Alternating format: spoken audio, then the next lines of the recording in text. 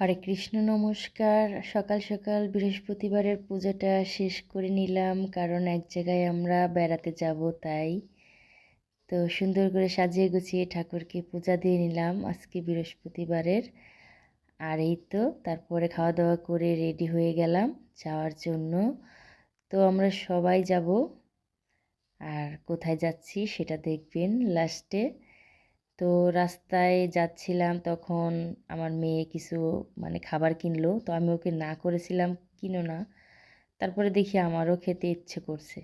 আমি কিন্তু বাইরের খাবার খুবই কম খাই, কিন্তু গাড়ির মধ্যে বসে বসে তখন কিছু একটা আমার মেয়েকে দেখে খেতে ইচ্ছে করছিল। তা আমি আমড়াটাই বেশি খাই, টক জাতীয় জিনিস গাড়ির মধ্যে সবসময় টক জাতীয় জিনিসই খাই।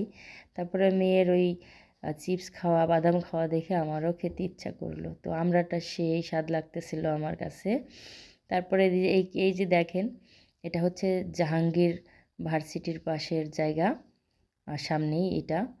তো এটা শেষ করলাম, তারপরে আমরা চলে আসলাম নবীনগর। তো রাস্তা যেমন আজকে শেষ হচ্ছে না, তো এই কারণেই মূলত এইসব হাবিজাবি কিনে খেলাম। কিন্তু বাইরের খাবার সত্যি আমি এত খাই না, তো আজকে খেলাম।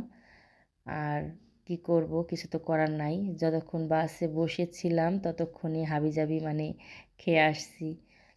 বাদাম, তারপরে বুট ভাজা, চিপস, আর হচ্ছে আমড়া।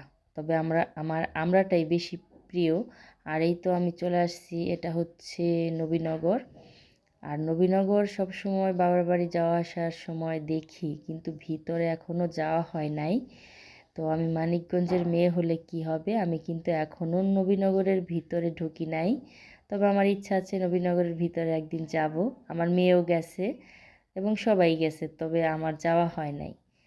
তো আমার অনেক কিছুই ঘোরার বাকি আছে, আস্তে আস্তে ঘুরবো, কারণ ছেলে মেয়ে আরও বড় হোক, মানুষের মতো মানুষ হোক, তারপরেই ঘোরাঘুরি করব। তো এই হচ্ছে নবীনগর, দূর থেকে ভালো বোঝা যাচ্ছে না। তারপরে এই তো আমরা চলে আসলাম, আর কোথায় চলে আসলাম সেটা দেখেন। এই যে চলে আসছি মা তোমার কাছে, চলে আস। কি খাও তুমি? কি খাও বলো, কি খাও? একটা পাপ্পা দাও, একটা পাপ্পা দাও, মরে গাল ধুয়ে আইছি। ও